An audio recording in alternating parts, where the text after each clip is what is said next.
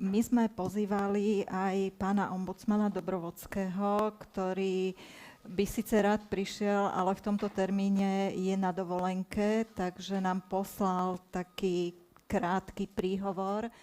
Vážené dámy, vážení páni, vážená pani predsednička Komory opatrovateľiek Slovenska, žiaľ, dnes nemôžem byť na vašom kongrese s vami, ale som si dovolil aspoň touto formou sa vám prihovoriť a prejaviť vám predovšetkým veľkú vďaku z mojej ombudsmanské.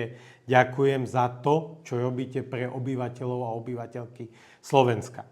Jedna vec je mať sociálne práva garantované v ústave, v zákone a v iných predpisoch, ale hlavný člen naplňania práva sociálneho ste vy a vaša činnosť.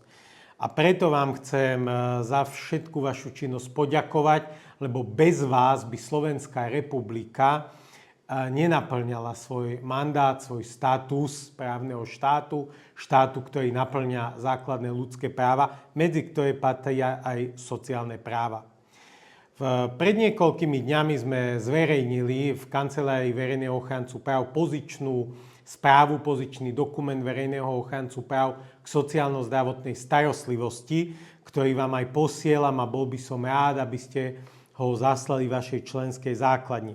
Tam sme identifikovali viacero námetov pre Ministerstvo práce, zdravotníctva, parlament a vládu ako takú na zlepšenie fungovania sociálno-zdravotnej starostlivosti, ktorého ste tiež podstatnou súčasťou. Ešte raz platí to, čo som vám povedal osobne, keď ste boli u mňa v kancelárii. Moje dvere sú pre vás otvorené a ja sa teším na vaše podnety, námety, aby som ich následne vedel transponovať do svojich ombudsmanských odporúčaní. Ešte raz želám zdarný priebeh vášho kongresu.